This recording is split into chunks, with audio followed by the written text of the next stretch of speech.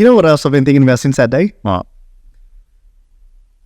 The whole thing about when we spoke about cars and you said, well, maybe buying the new car will make you feel like it's a new thing. It's more motivation. Do you know what I mean?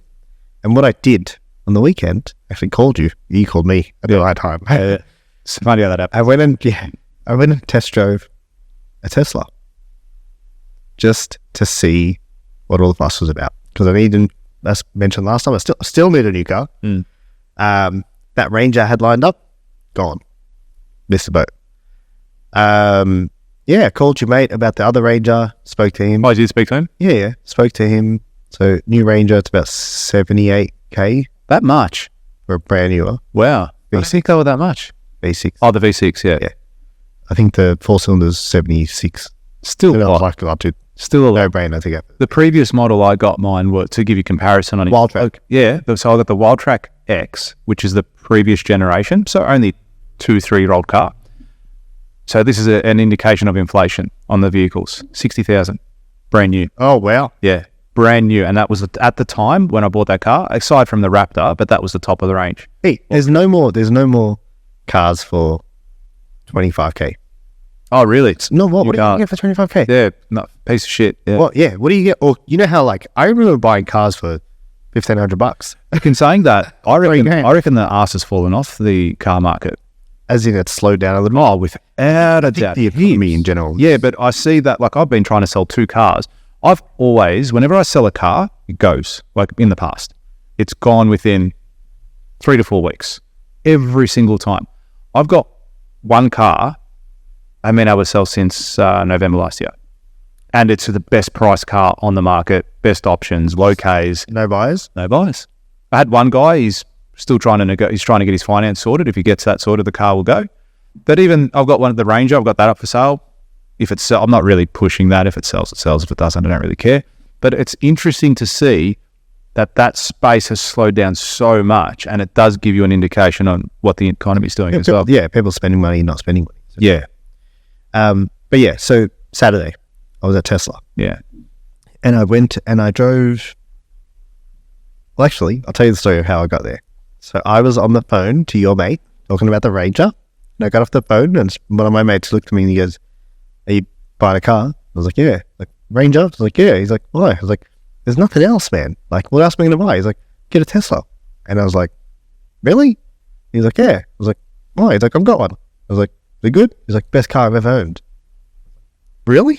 He's like, "Yeah." I was like, "Okay, I'll take up a test drive. Like, let me just go and see." I've actually never been in one. Yeah. Prior to this. Yeah, cool. And so I teed up a test drive on Saturday morning. Where'd you go? Tesla in Richmond. Oh, cool. Yeah. And Right next to the Zagami? yeah, it is right next to Zagami. No, that's the service centre. The way you're talking about Swan Street. Yeah. Yeah, no. This is on Bridge Road. Oh, okay. Not far from Zagami. Close. Go past there later. I was going to do...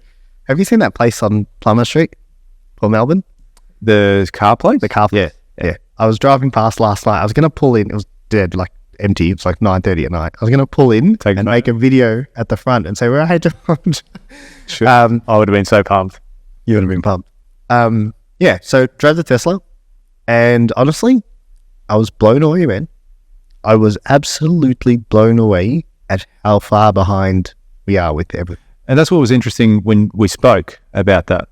And that's what you told me about it. Because, I mean, I look at Teslas. I've been in a couple, once in an Uber, I think it was. I sat in it once with a friend, but never really driven one, never thought much of it. But the little things that you were telling me, how much it disrupted the industry, the car industry. They've changed the way, dude, the current Model 3 has no, like, you got a steering wheel, 2 joystick kind of things.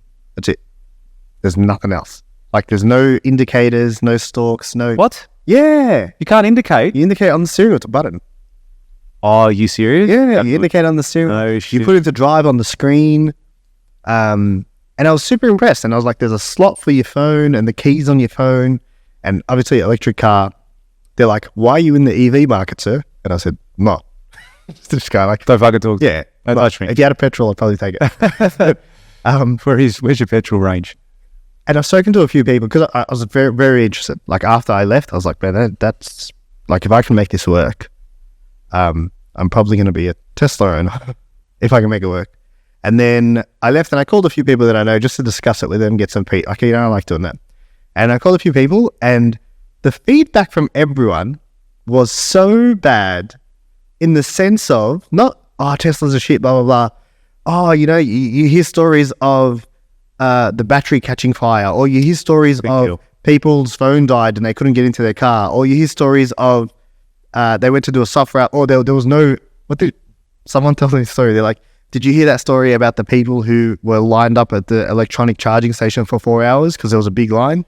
And I just looked and I'm like, what are the odds? Can I just say, when the first car came out, you know what they were saying? What? Are you serious? You're going to sit on 60 litres of petrol, which is a bomb?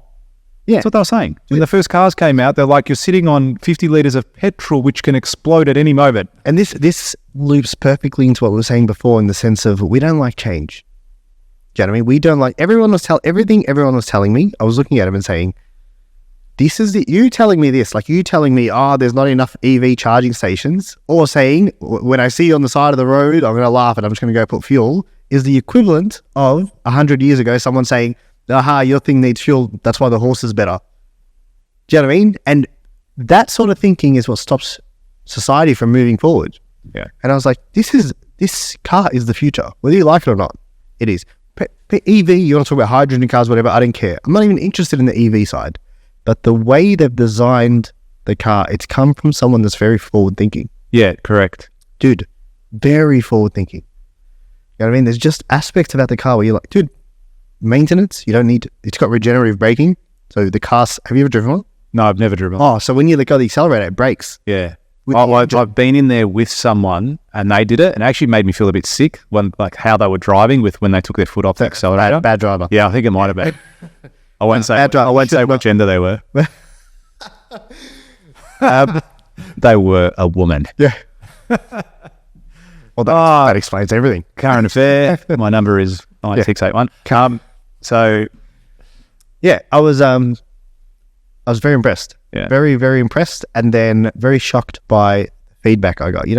People say, look, some people say to me, it's not a car. I'm like, pretty sure it's a car. Pretty sure when I applied for a loan, it was a car loan. But yeah, people were not, people don't like change, man. There was a Harvard study, one of the very first Harvard studies ever done on human psychology. And it was, the professor was standing at the front of a room, a person was standing at the front of the room, and he'd draw 4 lines on a piece of paper. One of those lines was different from the other 3 lines. Okay, so let's just say he drew 3 lines that were 10 centimeters long, then he drew 1 line that was 13 centimeters long. Visibly, you could see one of those lines was longer than the others. In this room were paid actors. There were 40 paid actors and 1 person who had no idea everyone else was a paid actor. So you understand where I'm at the moment? Yeah. Okay. So the professor then proceeded to say to everyone, I want you to come up and I want you to circle which line. So come up one by one, circle which line is different. And one by one, every single person would come up and they would select the first line, being the 10 centimeter line. And then the one person that wasn't a paid actor that the experiment was based off would come up and be like, oh no, it's number 3. Number 3 is clearly longer. And then again, he would do that 5-6 times. By the 5th or 6th time that person went up there, he ended up circling number 1. It's because he bought into what everyone else was doing and what they were saying. They bought into that comfort, into society pressures, and to fit in. We are a herd animal. We want to go with the flow. We want to not be seen to be different. Yeah. Social compliance. Social compliance. This person, after the 5th or 6th time, said, okay, yeah, I see number 1 is a little bit different compared to all the other ones. I understand that. All those other people were putting him there to do that. Link it back. That whole thing, why are you giving up on your dreams? Because society tells you to. Why aren't you doing things differently? Because society tells you to. Why did you stop at 150K and not go to 500? Because it was easier to do what everyone else is doing. Why did you get a job, buy a house, get a car, have 4 weeks holiday? Because that's what everyone else does. Why'd you have kids? Why'd you have kids? Why'd you get married? all these things, because whatever, that's what life is. That's what I have to do. You need to start thinking differently and stand out in the crowd, because the people that chose number 3 each and every single time, knowing that it was different, or knowing that they would be different or exiled because they were different, they're the multi-billionaires at the moment. 100%. You need to question all of your beliefs, because we don't question them, dude. Yeah. You need to question every belief on where it came from. You know what I mean? Why did I start thinking this? Why do I think that, marriage is good or marriage is bad? Why do I think that I need to have kids or I should never have kids? Why do I think that I need to go and work why do I think I need to buy a house? Yeah. Why? Why does everyone, you know what I mean? It's honestly, it's proven in this day and age right now, Australian to dream. buy a home. Yeah, it's American dream, Australian dream. Like every government does it. Yeah. It is smart. It is literally going down to buy a home. You're investing in us. That's what it is. Yeah, exactly. Don't put buying a home right now. It's actually what it is. Yeah. I just realised that. So if you like this clip and you want to watch another one, click just over here.